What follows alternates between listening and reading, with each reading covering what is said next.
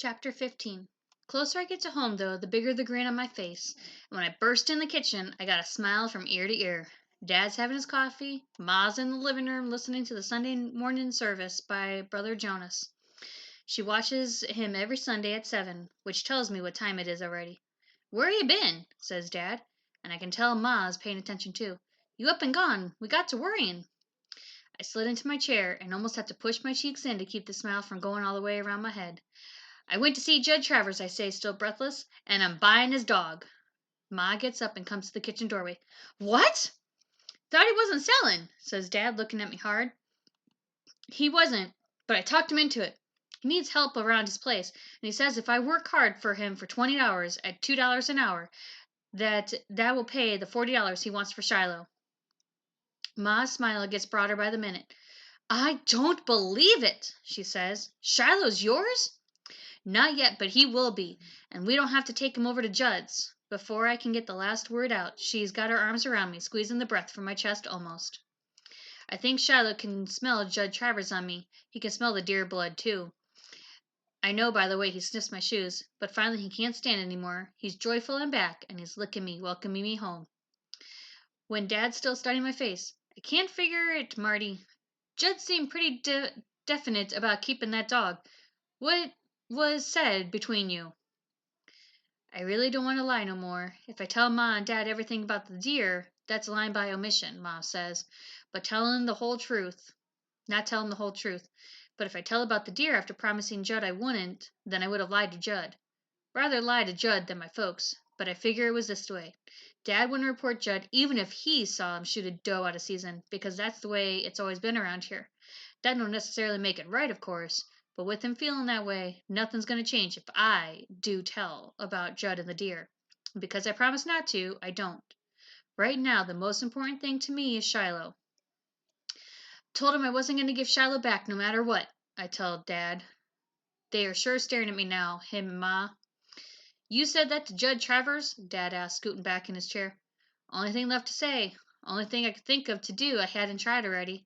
I was going to tell him that I would take him to court. I'd tell the judges how he kicks his dogs, didn't have to go that far. Guess he needs help around his place." Ma turns to Dad. "You know, I think it's because Shiloh was hurt.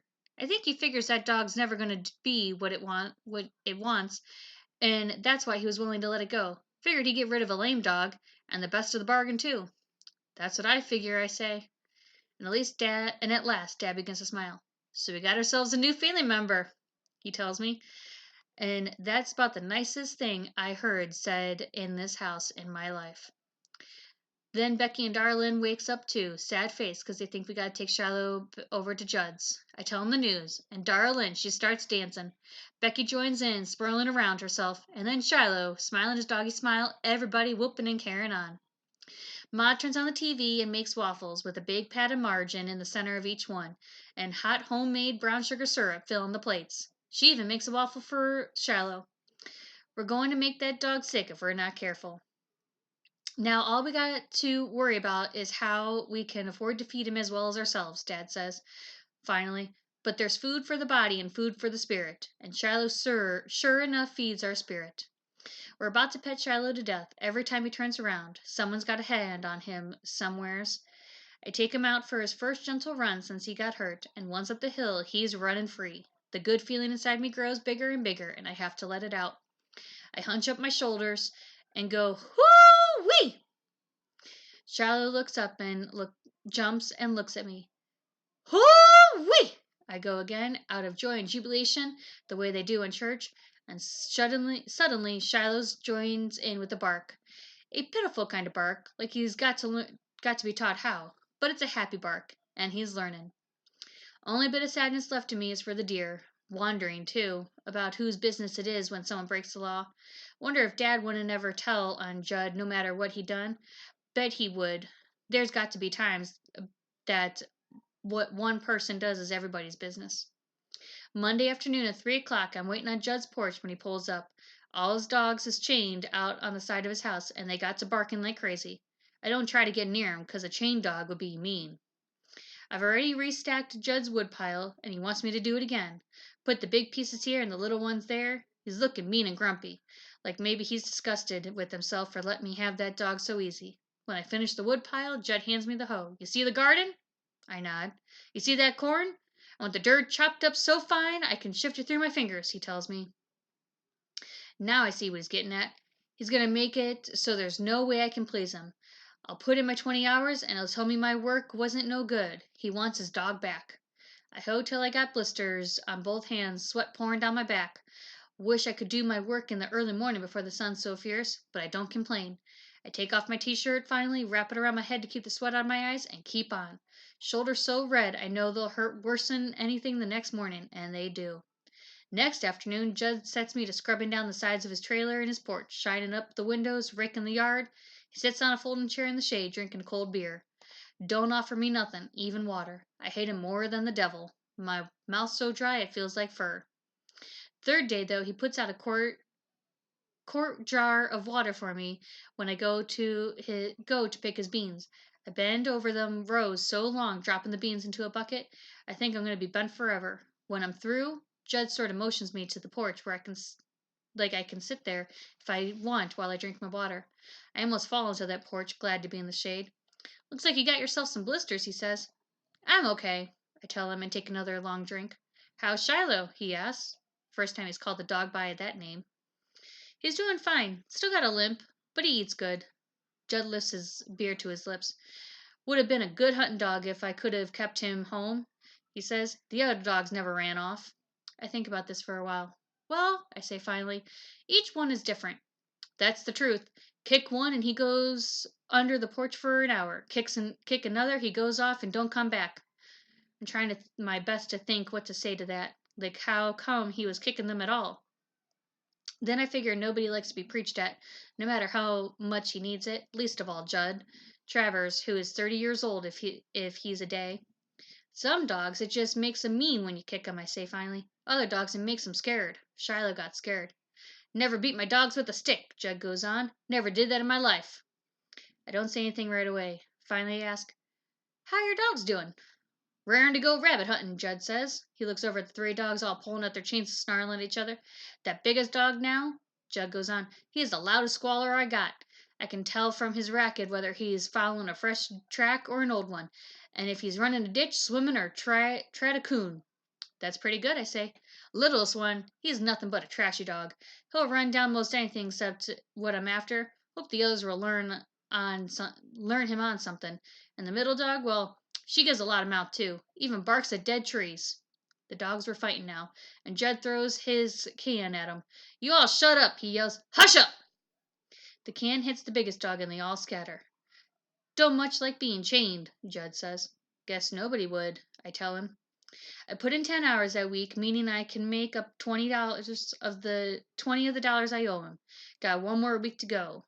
Then when I leave of an afternoon for Judd's, Shiloh goes with me just as far, then he gets to the wine and turns back. I'm glad he won't go with me. I don't want him anywhere near Judd Travers.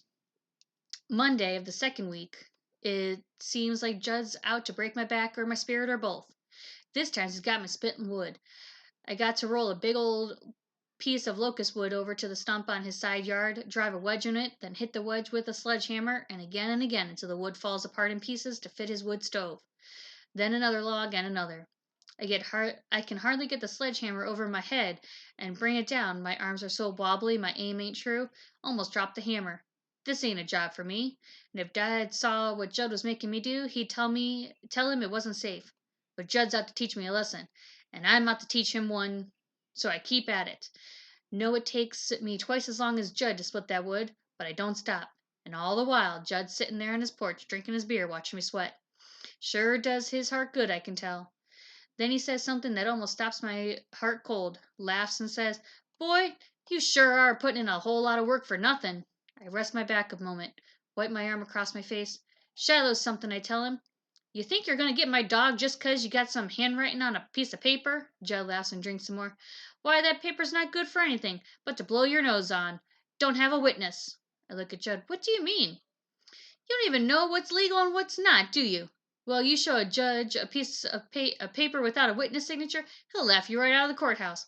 Got to have somebody sign that to say saw you struck a bargain. Judd laughs some more. And nobody here but my dogs. I feel sick inside, like I could maybe throw up. Can't think of what to do or say, so I just lift the sledgehammer again and go on splitting the wood. Judd laughs even harder. What are you, boy? Some kind of fool? And when I don't answer, he says, What are you breaking your back for? I want that dog, I tell him, and raise the sledgehammer again. That night, when I'm sitting on the porch with Ma and Dad, Shiloh in my lap, I check it out. What's a witness, I say. Somebody who knows the Lord Jesus and don't mind telling about it, says Ma. No, the other kind. Somebody who says something happened and signs that it's true, Dad says. What you got in your mind now, Marty? You make a bargain with somebody, you gotta have a witness? I asked, not answering. If you want it done right and legal, I suppose you do. I can't bear to have Dad know I was so stupid I made an agreement with Judge Travers without a witness. What are you thinking on, Dad? Asks again, hunching up his shoulders while Ma rubs his back. Just thinking how you sell something is all. Land and stuff. Dad looks at me quick. You're not trying to sell off some of my land for that dog, are you? No, I tell him, glad I got him off track. But I sure am worried. Every trace of that deer is gone now. Don't know what Judd done with the meat. Rented him a meat locker somewhere, maybe. But there's no bones left, no hide. I report him now. I can't prove a thing. Next day, Judge Travers calls me dumb, sees me waiting for him on the steps, and sees I must have head as thick as a coconut. Didn't he already tell me that the paper wasn't worth nothing? I just look straight through him. You and me made a bargain, I say, and I aim to keep my part of it. What you want me to do today? Judge just points to the sledgehammer again and doubles over laughing like it's the biggest joke he ever played on somebody in his life. I can feel the sweat trickling down my back, and I ain't even started yet. 4 o'clock comes, and I finally finished all the wood, but Judd pretends he's asleep, got his head laid back, mouth half open, but I know it's just another way he's got to trick me. Wants me to sneak on home, then he'll say I never kept to my part of the bargain. So I go to his shed, put the sledgehammer back, take out the sickle, and go tackle the weeds by his mailbox. Work on them weeds a whole hour, and then 5 o'clock comes, I start back towards the shed. See him watching me, I walk over. Sickle is getting dull, Judd. You got a wheatstone around? I can sharpen it for you. He studies me good long while. In the shed, he says. I go get it, sit out on the stump, running the wheelstone over the blade. Past 5 o'clock, says Judd. I know, I say. Ain't gonna pay you one more cent more, he says. It's okay, I tell him. Never saw a look on a man's face like I see on his. Pure puzzlement it is what it is. Thing I decide on when I head for Judd's again the next day is I got no choice. All I can do is stick to my side of the deal and see what happens. All in the world I can do. If I quit now, he'll come for Shiloh and we're right back where we started. I don't want to make him mad. No use having a winner and a loser, or the bad feelings would just go on. Don't want to have to worry about Shiloh when he's running loose and I'm in school. Don't want to feel that Judd's so sore that he'll think up any excuse all to run his truck over my dog. Only sign in this world we're making progress is the water Judd puts out for me.